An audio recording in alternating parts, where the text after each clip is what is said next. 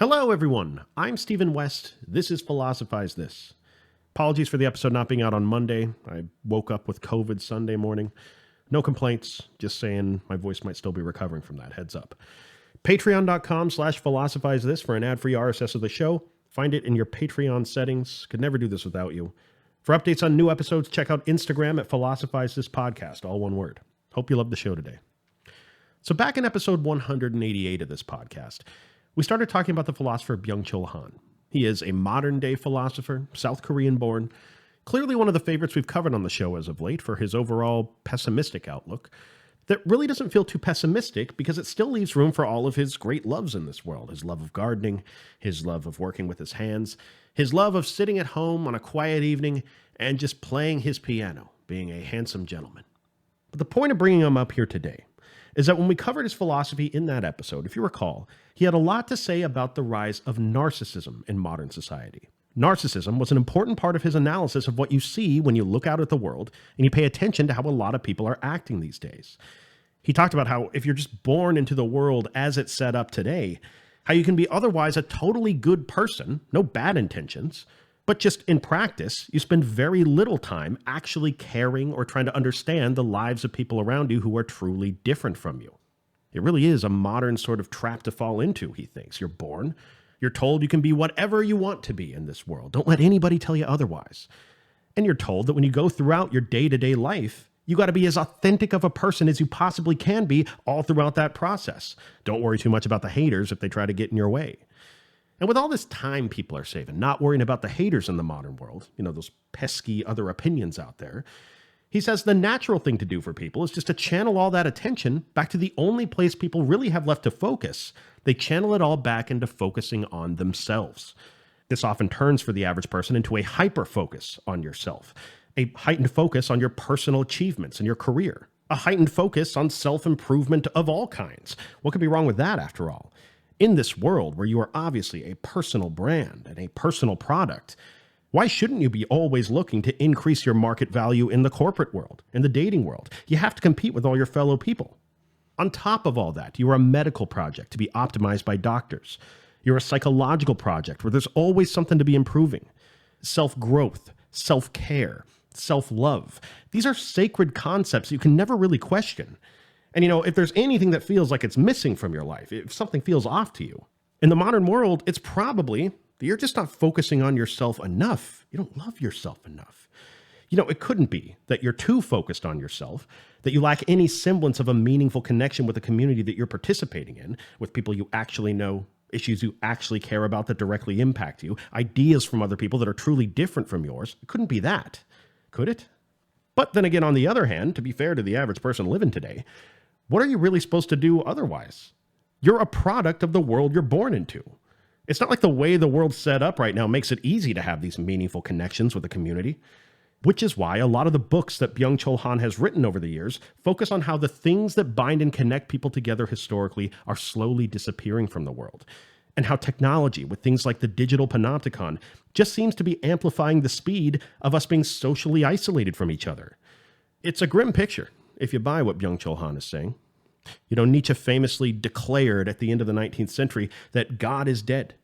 And one of the key points he's making when he says that is that this clever invention of religion by human beings that historically has offered people a ready-made story that gives them an easy identity, a meaning to their life, a moral code to follow.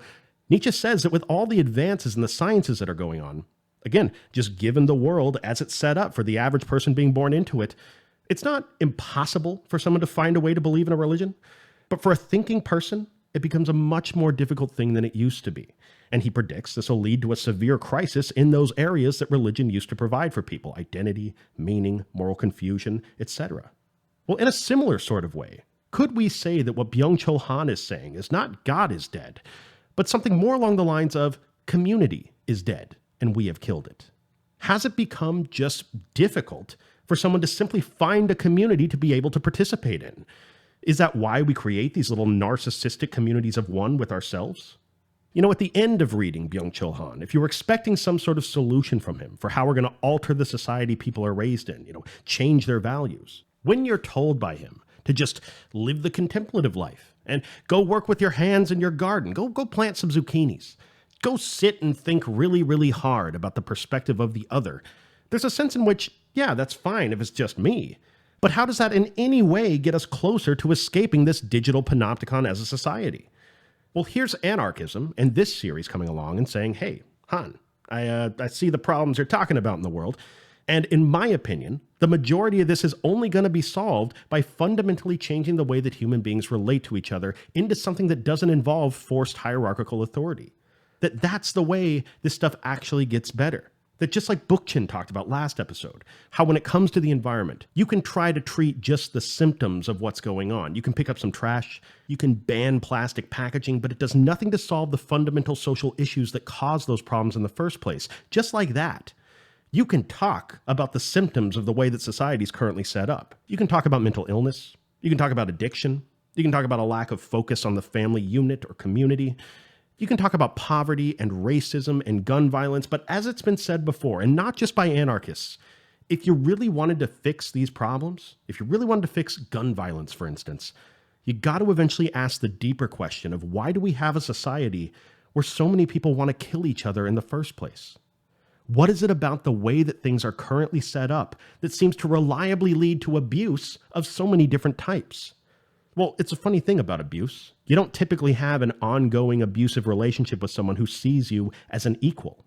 No, when parents abuse their kids, it's because they think at some level that children are inferior to adults. You are to be seen and not heard if you're a child. You speak up, you're going to get smacked. When people abuse their spouses, domestic violence, or abuse of an ethnic group, or against a particular sexual orientation, these things happen because these people are seen by the abuser as less than them. In other words, to an anarchist, it's all centered around this deeply embedded notion of hierarchy that people commonly use to understand their reality. But maybe if society was organized differently, it would produce people with different values. And maybe if we had more people with different values, we'd see less of the type of behavior that makes people so pessimistic about the future. Point is, we have to be able to imagine a different way that the world might be organized in the future, and maybe anarchism is the way that's going to get us there. Now, for every one of these people on the anarchist side of things, it would say something like that. There are more people on the other side that are skeptical of this whole grand strategy of theirs. Because from another perspective that's pretty common today, removing forced hierarchical authority, totally restructuring the way we organize everything, that just sounds incredibly naive. I mean, among other things, it is a complete denial of so many of the problems that always arise when you're trying to organize large numbers of people, even in the best of circumstances.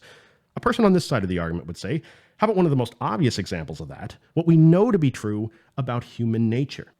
They might say, are you really, as an anarchist, going to sit there in your little anarchist PTA meetings and deny the fact that this whole experiment we're running here called civilization is not a guarantee? There is a thin veil of civility that lies between people getting along great on one day and chaos on the next day.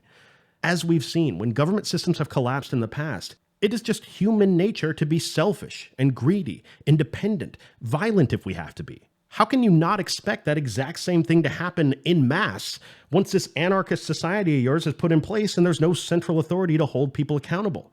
There are actually serious anarchists out there who are saying that society would be better off as a whole if we didn't have things like the police.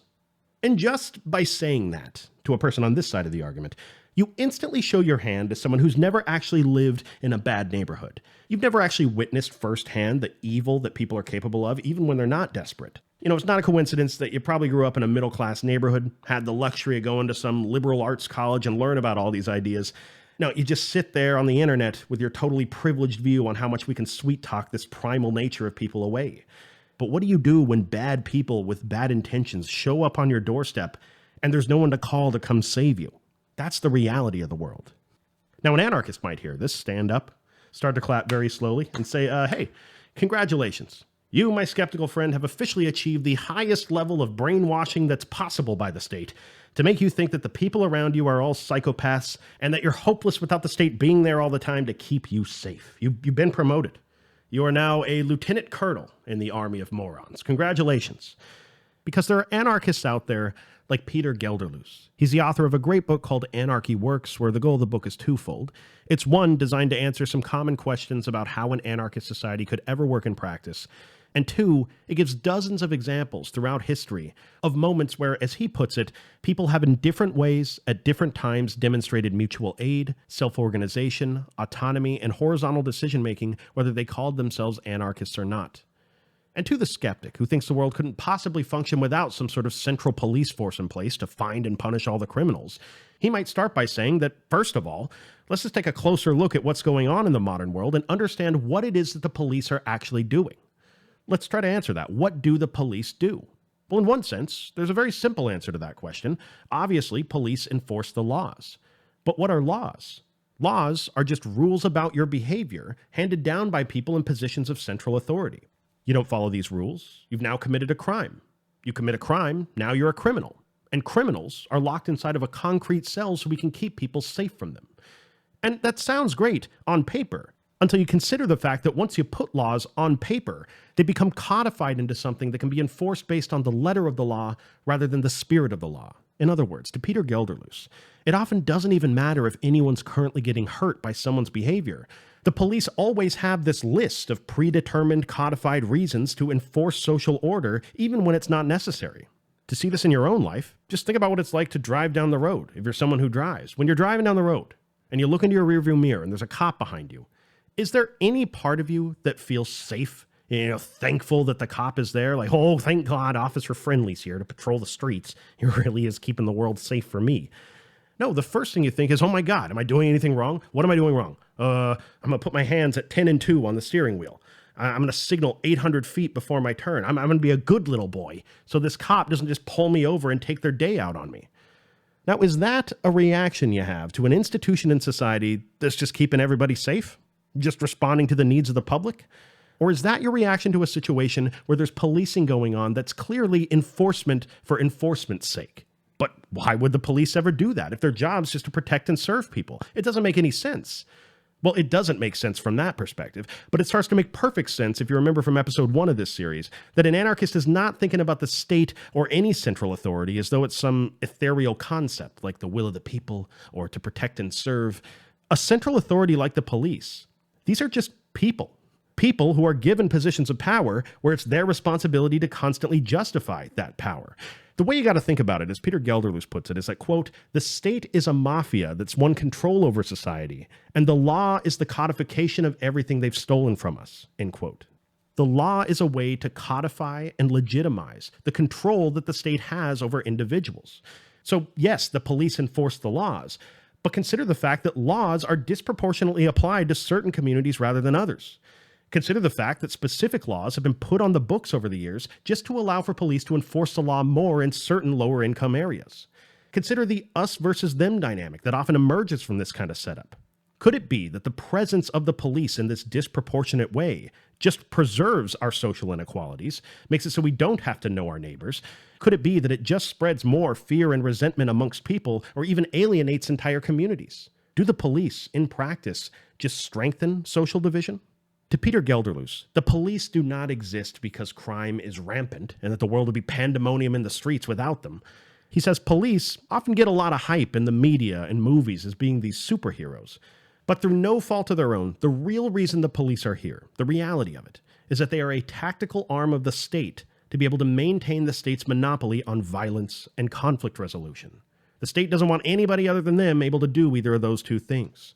The fact is, within self-governing communities of people who know each other, it is entirely possible to resolve conflicts on your own without some sort of militarized enforcement body of the police.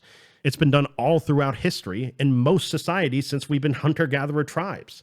But the state doesn't want you to know that. They want you to feel scared of your neighbor. They want you to believe that the only way we can ever resolve conflict is through the medium of the state and its various legal appendages. Think of a common story you hear in today's world. Someone's living in a neighborhood or an apartment complex. They put their kids to bed, and the people living next door to them are having a party, and they're playing really loud music late at night. Now, how common is it for someone in this situation to be more willing to call the police on their neighbor, who then knock on the neighbor's door and tell them to turn their music down, than to just go over, talk to their neighbor, hey, kids are going to bed, can you turn it down a bit, and resolve the situation themselves? Not a lot of people feel comfortable doing that.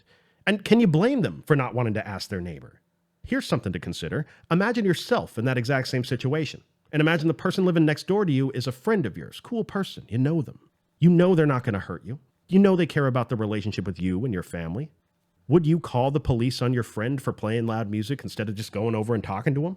Of course not. In fact, at almost every point in human history before this, if you're living next door to someone and they're having a party, you're most likely invited to that party.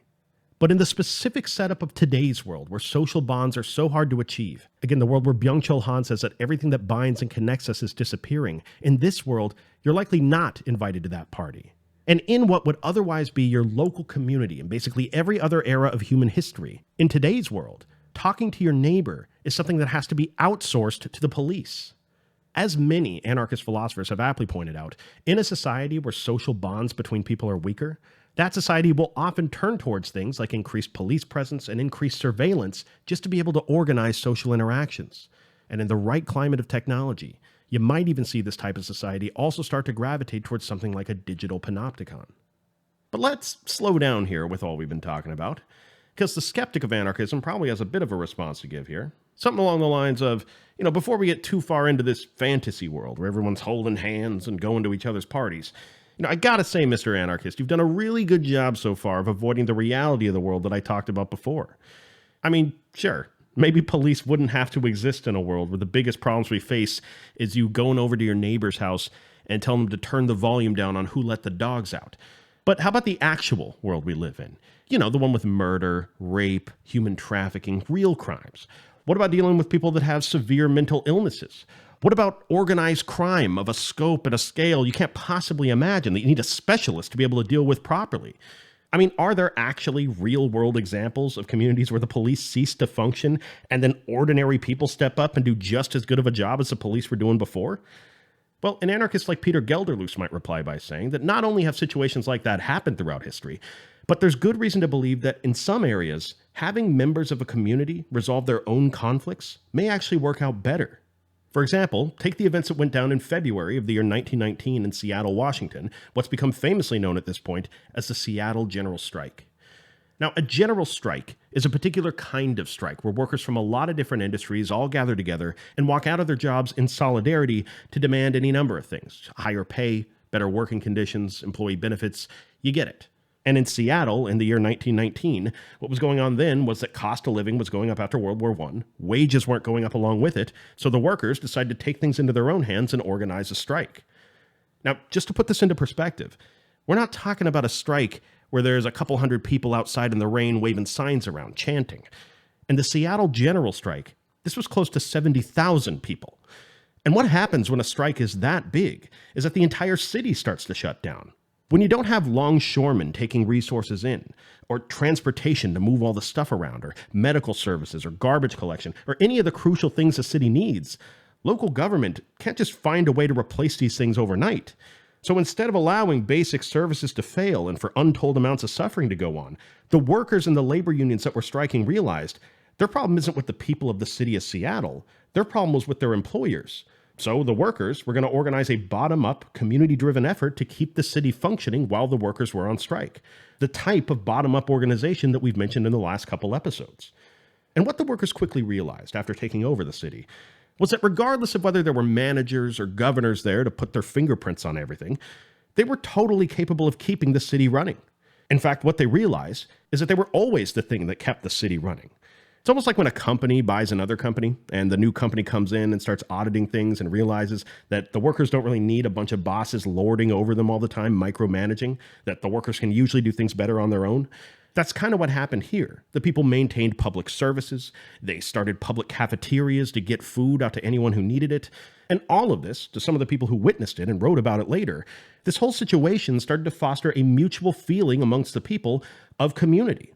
The people started to feel a part of the city of Seattle in a way they just hadn't before. They felt responsible for the city. Now, the big question here is what happened without the police? Did the world inevitably descend into chaos? Well, no. Turns out people were much more interested in working together than burning the city down and ransacking each other's lives. Same way it's been for most of human history, by the way. Same way if we suddenly didn't have the police tomorrow, I wouldn't magically go to my 80-year-old next-door neighbor's house and start stealing doilies off her kitchen table. But what actually happened back then when the city shut down? Well, when conflicts inevitably arose in the city, a temporary council made up of representatives from all the different unions appointed volunteer people, all of whom cared very deeply about the safety of their community and their city. And their job when a conflict arose was to go down to where it was happening. And under a strict policy of nonviolence, they would just try to de-escalate the situation, whatever that was. And they did this with all sorts of conflicts between people, both violent and nonviolent. In other words, it was a needs-based approach to conflict resolution, not a law-based one. And far from things descending into chaos, the whole operation supposedly went very well. Turns out, with nobody starving because of the public cafeterias, with the increased feeling of solidarity among the people, feeling a mutual responsibility for the management of their city, turns out under certain circumstances, people are much more interdependent than they are independent. They value cooperation over constant competition with each other, and they can handle things themselves like adults through delegation rather than always needing some authority figure lording over them making decisions. Again, the way social organization has been done for most of human history. But the skeptic of anarchism can say back to all this, okay, so then why are murder and rape and other horrific crimes such a thing in the world we live in? If people are capable of being this way, then why aren't they? We have a lot of this stuff going on, even in a society with a militarized police force.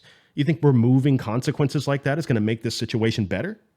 Well, an anarchist might reply by saying that understanding the reasons people do horrific things to each other can be pretty complex. Let's take it one at a time. Take murder, for instance. You asked why it's a thing. Well, let's look at the statistics and figure out why people commit the murders they do. And what you'll see is that many of the situations people find themselves in where they're committing these sorts of murders, say in a gang or out of desperation, ultimately these are caused by socioeconomic factors driven by the specific structure of the hierarchical system that we're living in. And if it's not that, how about the glorification of violence in the media? How about the lack of focus on the family unit or the community or having any sort of meaningful connection with the people around you? How about the increasing rates of mental illness? The increasing rates of drug addiction? Murray Bookchin had a quote one time, and he was describing the effects that our hierarchical society has on the psychology of the people living within it. And he said something to the effect of, you lock people in solitary confinement long enough, and eventually they start to go crazy. If the skeptic of anarchism is worried about what would happen if we unleash these people that are raised in the society with no barrier of the police between them and their neighbors, how much of the crime that they're worried about happening there is caused by something deep down in our human nature? And how much of it is because of how the world is structured? The history of the world proves to some anarchists that the current setup has produced this situation, and that if we change the values we prioritize in culture, we will likely change our situation. And to this, the skeptic might just say, fine. Let's not argue about human nature anymore. I'm done trying to convince you that the people around you can be a threat to your existence. And to be fair to your position, maybe you can just talk to everyone and make peace with most people within your community. But that's the thing about what you just said. It's just in your own community. What happens, though, when other communities of people start to threaten yours from the outside? What do you do then as an anarchist? Do you call campus security? Tell them they're a fascist?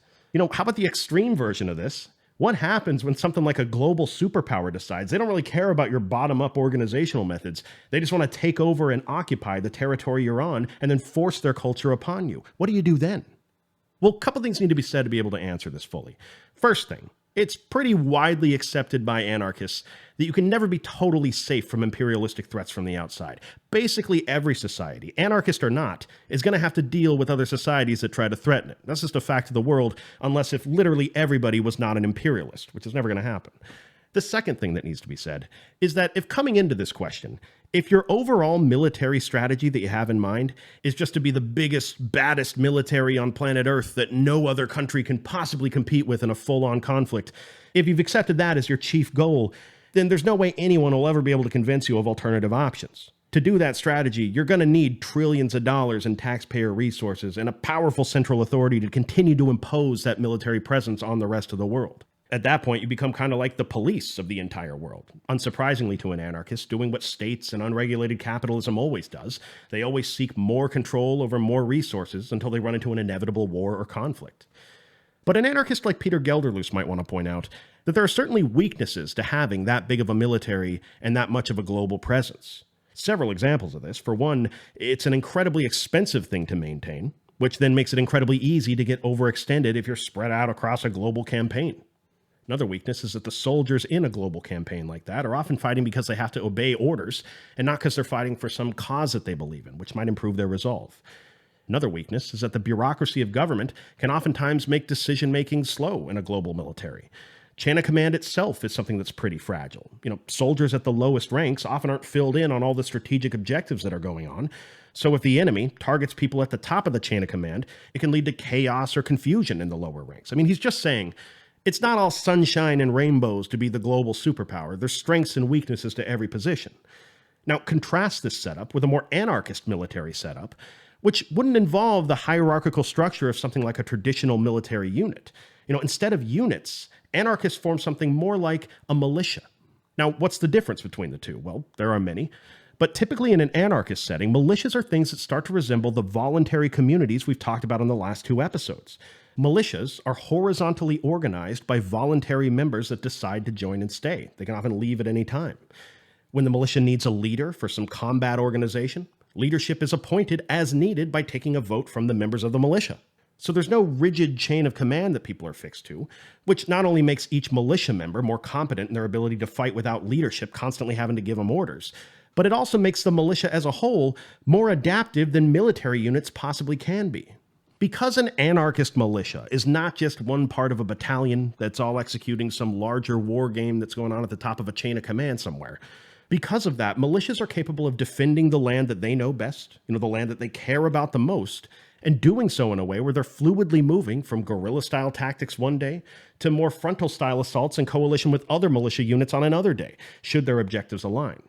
As you probably saw coming, just like in the communities we talked about in other episodes, where these communities can talk to each other, they can make arrangements, and they can form confederacies. In an anarchist society, the same thing could go on at a military level as well, should an imperialistic threat like this ever really emerge. So to answer the question of the skeptic from before, of what happens if a global superpower wants to invade you one day, well, the goal would not be to try to meet them in battle head on. That's just stupid. But instead to steer into the different strengths of militias as fighting units, to use tactics that have been used against other global powers effectively all throughout human history. Think of the American Revolution.